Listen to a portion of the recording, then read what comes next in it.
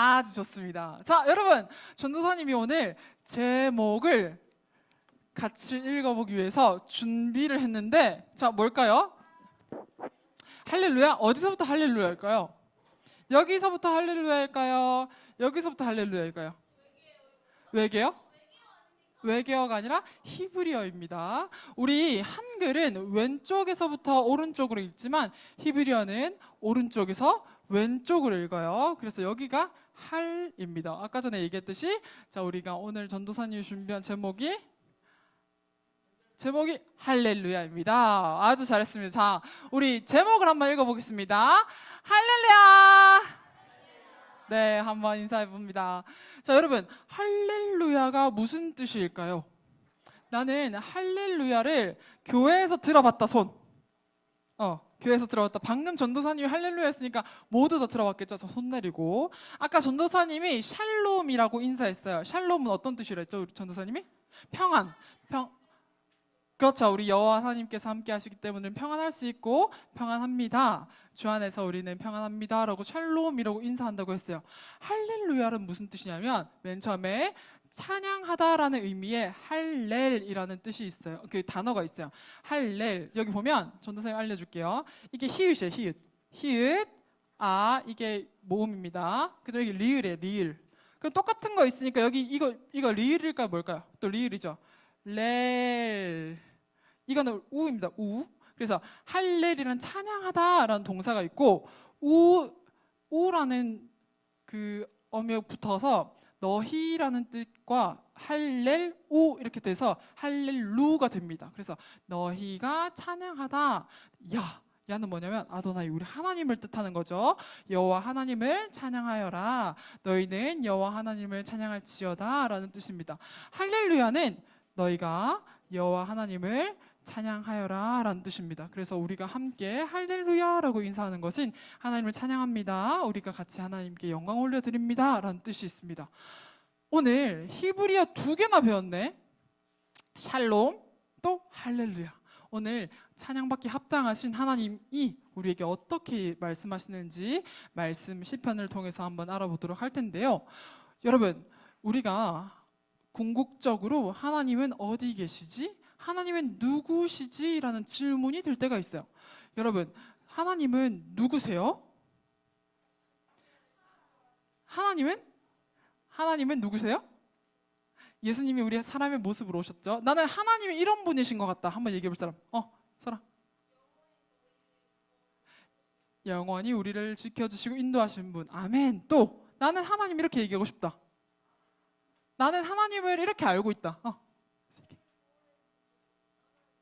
보호해 주시고 떠나지 않으신 분 너무 좋아요. 난 또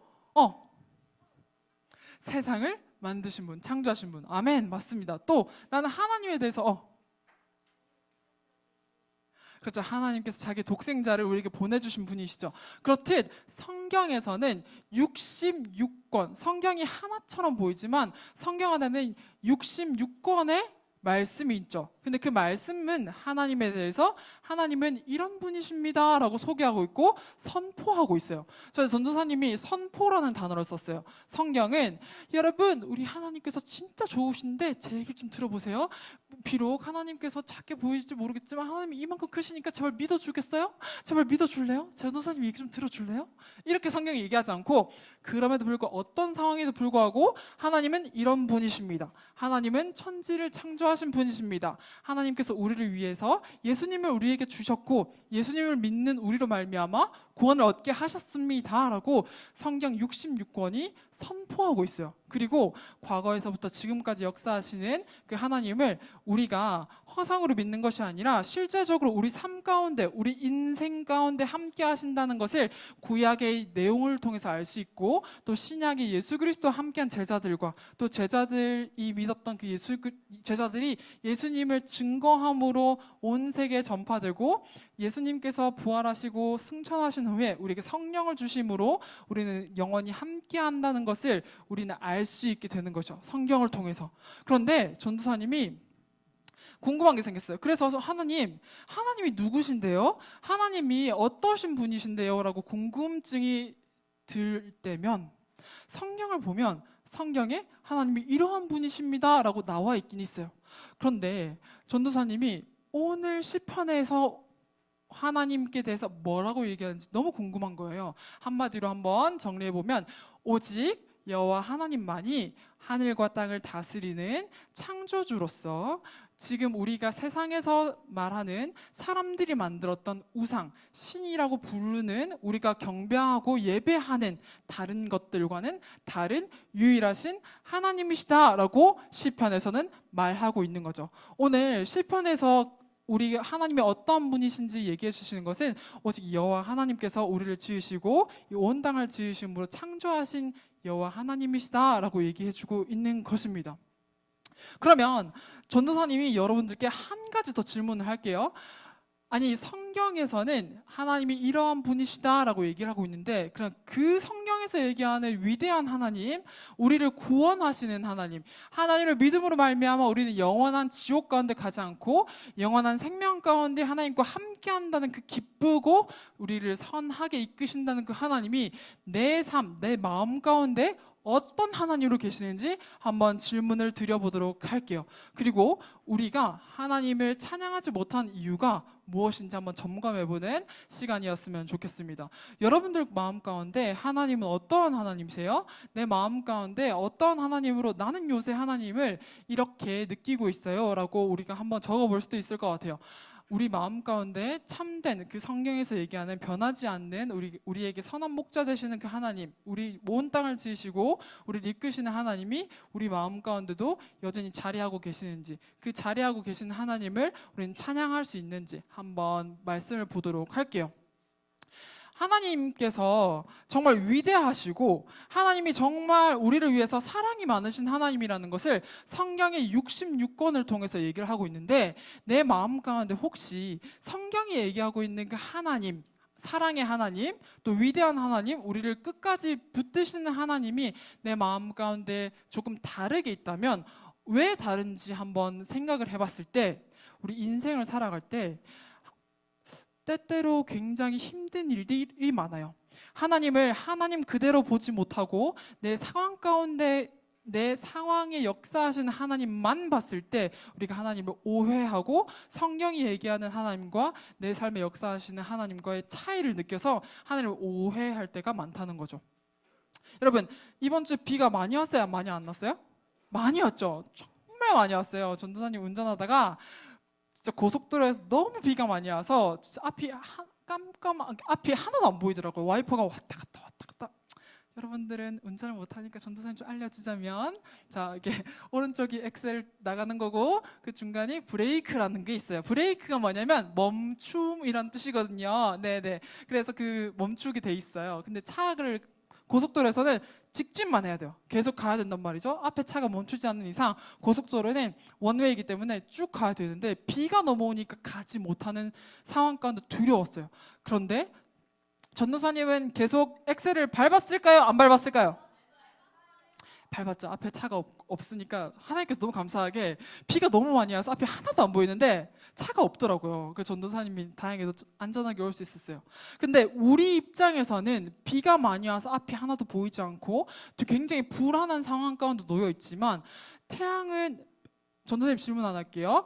비가 많이 온 상황 가운데도 태양은 있을까요? 없을까요? 있어요. 우리는 비록 상황 가운데 비가 너무 많이 와서 태양이 없는 것처럼 보이긴 하지만 태양 입장에서 구름은 사실은 그냥 태양으로부터 발생된 수증기가 모여서 비가 내리는 거죠. 태양 입장에서는 구름이 생기든 안 생기든 태양 그 존재에 대한 어떠한 영향을 끼치지 않는다는 것을 우리가 기억함으로 하나님을 바라보는 시선을 약간 비슷하게 대입하여 우리가 하나님을 바라보길 원해요. 성경이 얘기하는 하나님은 변함이 없으시고 사랑이 많으시고 우리를 품어주신 하나님, 이끌어주신 하나님이라고 생각하는데, 눈앞에서 하나님을 바라봤을 때 내가 삶에서 느꼈을 때는 하나님이 선한 것 같지도 않고 나를 인도하는 것 같지도 않고 사랑이 많다고 했는데 왜 내 인생은 그렇게 힘들까? 왜 나는 숙제도 많고 답답할까? 이렇게 생각할 수 있지만, 우리가 비가 와도 태양은 그대로 있듯이 태양 입장에서는 그 구름조차 태양에 의해서 생겨난 것임을 기억하면서 하나님께서 우리 삶 가운데 모든 것을 주관하고 계시다는 것을 알면서 하나님을 다시 바라보는 우리의 시선을 돌리기 원해요. 만약에 우리가 하나님을 바라봤을 때 하나님을 온전히 바라보지 못하고 내가 어떠한 그 색안경을 끼거나 내 눈앞에 안경처럼 막이 있어서 하나님을 바라보게 된다면 그것은 하나님과 나 사이를 막는 단절된 어떤 것이겠죠. 그 단절되는 것이 오늘 우리는 우상임을 깨닫고, 그리고 하나님보다 큰 것은 없는데 하나님보다 크게 보이는 어떤 것 때문에 하나님이 작게 보인다면 그것조차 깨닫는 시간이 되어서 내려놓고 하나님은 온전히 바라보고 찬양하는 이번 말씀 시간과 우리 소년부가 되길 원합니다. 그래서 우리 한번 말씀 보도록 할 텐데요. 전도사님이 아까 전에 하나님과 나 사이에 내 관계 가운데 하나님을 제대로 바라보지 못하게 단절하고 막는 것이 있다면 그것은 우상이라고 얘기했어요. 우상은 돌이랑 나무로 깎아 만든 거 아닌가요? 전도사님, 저는 하나님 믿기 때문에 제가 뭐 딱히 우상을 섬기지도 않아서 저는 지금 잘 살고 있는데 왜 우상을 얘기하세요? 라고 얘기할 수 있어요. 근데 우상은 하나님보다 더 사랑하는 어떤 것 모두가 우상이 될 수 있음을 오늘 전도사님이 얘기해 주고 싶어요. 어떤 것들이 있는지 한번 전도사님이 한번 추려봤는데 한번 볼게요. 첫 번째로는 비교하고 인정받는. 하나님께서 우리를 지으실 때 하나님의 기뻐하신 뜻 가운데 지으셨고 하나님 우리를 정말 사랑스럽게 자녀로 바라보고 계시는데, 혹시 하나님께서 우리를 바라보는 모습으로 보는 것이 아니라 다른 친구들의 시선과 가치와 기준에 나를 보고 있지 않는지 한번 점검해 보길 원해요. 예를 들어서 하나님은 나를 너무 사랑하신데 근데 나는 인기가 별로 없고 친구도 별로 없고 딱히 인생에서 재밌는 게 없는 것 같고 내 인생보다 다른 친구들의 인생이 더 재밌어 보여. 그러면 하나님이 나를 사랑하신다고 해서 분명히 나를 사랑하신다고 했는데 내 인생은 그렇게 인기가 없는데 그럼 나는 사랑받는 거 맞나? 라고 의문이 들 때가 있죠. 그런데 세상 기준, 사람들이 얘기하는 가치와 기준, 좋아요를 많이 받고 인기가 많은 것에 기준을 갖는 것이 아니라 우리는 하나님께서 나를 어떻게 보시는지 그 시선을 다시 돌려봐야 된다는 것이죠. 또한 이런 것도 있을 것 같아요. 하나님, 저 진짜 하나님 믿으니까 공부 잘하게 해주셔야 돼요. 전도사님만 그랬나요? 전도사님은 진짜 하나님 1, 2, 3, 4번. 근데 제가 지금 굴려가지고 3번 나오는데 그게 제발 답이게 해주세요라고 전도사님이 초등학교 때 한번 기도한 적이 있어요. 그러면 안 되죠? 우리 하나님께서는 공부한 만큼 또 그만큼 발휘할 수 있도록 힘을 주시는 분이시고 이끌어 주시는 분이시죠. 전도사님도 하나님의 때때로는 전도사님의 성공과 전도사님이 이 정도의 점수를 뛰어넘기까지 노력했던 것에 대한 보상을 위해서 하나님을 그렇게 안 해주면 안 되는 도구처럼 사용했던 적이 있었던 것 같아요. 그것도 우리의 우상인 거죠. 성공의 기준이 하나님께서 허락하신 가운데 기쁘고 하나님이 허락하신 그 뜻 가운데 우리가 성장하는 것에 기쁨이 있는 것이 아니라 내가 노력하고 내가 준비한 만큼의 결과를 얻지 못했을 때 하나님을 원망하고 불평한 적이 없었는지 한번 돌아봤으면 좋겠어요. 또한 이런 것도 있겠어요.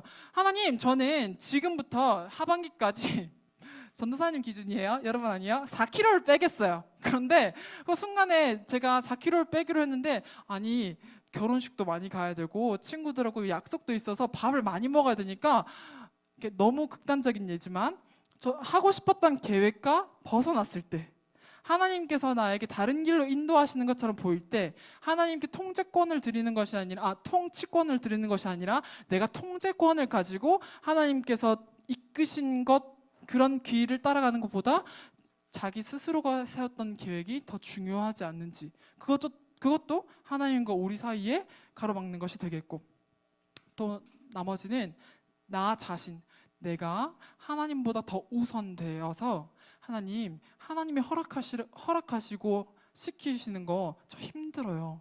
아니, 여기 쓰레기가 있는데 다른 사람이 죽겠죠. 제가 왜 허리 숙여서 주워야 돼요? 제가 노력하는 거잖아요. 아무도 안 알아주잖아요. 내가 높아지려고 하고 하나님께서 요구하셨던 것보다 나 스스로가 판단해서 하나님께서 주셨던 그 기회와 계획보다 내가 더 중요하게 결정을 가지고 있는지 아닌지 한번 돌아봤으면 좋겠어요. 이런 것들이 하나님과 나 사이를 막고 있다면 우리는 오늘 그것을 깨달음으로 하나님께 온전히 내려놓고 하나님만 찬양하길 원합니다. 그래서 우리가 만약에 이것이 하나님 앞에 정말로 내가 이런 것 같기도 하고 저런 것 같기도 한데 확인하고 싶다면 이거 없어도 내 마음 가운데 하나님으로 평안한지 안 하는지 한번 확인해 볼 수도 있겠죠. 우리 하나님과 나 사이를 막는 것이 아무런 의미가 없다는 것을 성경은 분명히 얘기해주고 있는데, 말씀을 함께 같이 읽어볼게요. 5절에서 7절, 115장입니다. 똑같은 말씀인데 한번 읽어보겠습니다. 시작! 입이 있어도 말하지 못하며, 눈이 있어도 보지 못하며, 귀가 있어도 듣지 못하며, 코가 있어도 냄새 맡지 못하며, 손이 있어도 만지지 못하며, 발이 있어도 걷지 못하며, 목구멍이 있어도 작은 소리조차 내지 못하느니라. 아멘.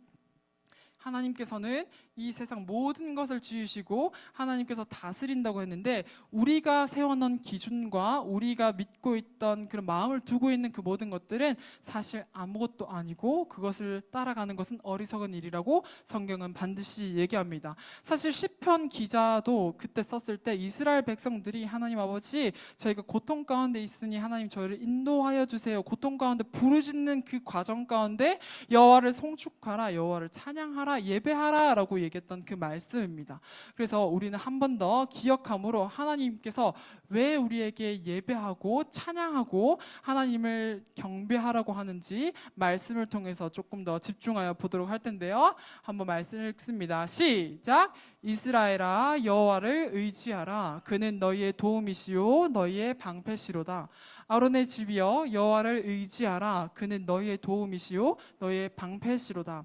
여호와를 경외하는 자들아, 너희는 여호와를 의지하여라. 그는 너희의 도움이시요 너희의 방패시로다. 아멘. 그렇습니다. 여러분, 지금 시편 기자가 3번 반복하고 있어요. 이스라엘아, 아론의 집아, 그리고 여호와를 경외하는 자들아, 뭐 하라고요? 여호와를 의지하라. 왜냐하면 그는 너희의 도움이시고 방패이시기 때문이다 라고 얘기하면서 여호와를 의지할 것을 계속적으로 촉구하고 있어요. 계속 요구하고 있다는 거죠. 여러분, 힘이 들어도 여호와를 의지하십시오. 여호와는 우리의 도움이시오 방패십니다. 그러니 여호와를 의지하십시오 라고 얘기하고 있어요. 3번이나 반복해서 얘기하고 있는데 다 부르는 사람들이 달라요. 이스라엘아, 하나님과 언약 백성들을 모두를 의미하는 것이죠. 아론의 집아, 하나님께서 선택하신 하나님께서 허락하신 사역의 길을 하는 사역자들을 얘기하는 거고, 또 여호와를 경외하는 자들아, 남녀노소 신분과 모든 지위를 막론하고 하나님을 경외하는 모든 자들에게 여호와를 의지할 것, 그러니까 이 세상 모든 사람에게 여호와를 의지할 것을 말해주고 있어요. 왜냐하면 그는 우리의 도움이시고 방패시기 때문이다 라고 얘기하고 있어요. 의지하다는 말을 조금 더 살펴보면 견고하고 단단하다라는 의미입니다. 흔들리지 않고 견고하게 우리를 지키신 하나님께 우리의 중심을 드려라 라고 얘기하고 있습니다. 하나님께 잘 보여라, 하나님께 조금 더 찬양하면서 하나님을 기쁘게 해라 보다 그냥 내 중심을 하나님께 두어라, 흔들리지 않는 그 하나님께 두어라 라고 얘기하면서 의지하라 라고 얘기하고 있습니다. 의지할 수 있는 이유는 하나님께서 우리의 도움과 방패 되시기 때문이에요. 방패라는 뜻과 도움이라는 뜻을 원어를 조금 더 살펴보면, 도움은 우리가 아무것도 할 수 없는 나의 능력치를 벗어난 범위라도 하나님께서 신속하게 우리를 건져낼 수 있는 능력의 하나님이시니 하나님께서 그 상황 가운데도 도우신다라는 뜻입니다. 그리고 방패라는 뜻은 우리가 시련과 힘듦 가운데서도 하나님께서는 여전히 지금까지 신실하게 우리를 이끄신다라는 것을 뜻합니다. 그렇기 때문에 여호와께서는 우리의 어떤 상황 가운데서도 도우시고 이끄실 수 있는 분이심을 확신함으로 의지하라, 너희의 중심을 하나님께 두어라 라고 얘기하고 있는 거죠. 우리 마지막으로 하나님께 찬양하고 하나님이 어떠신 분인지, 우리가 하나님을 어떻게 더 의지해야 되는지 마지막으로 말씀을 보도록 할 텐데요. 16절, 18절 같이 읽습니다. 시작! 하늘은 여호와의 하늘이라도 땅은 사람에게 주셨도다. 죽은 자들은 여호와를 찬양하지 못하나니 적막한 데로 내려가는 자들은 아무도 찬양하지 못하리로다. 우리는 이제부터 영원까지 여호와를 송축하리로다. 할렐루야, 아멘. 그렇습니다.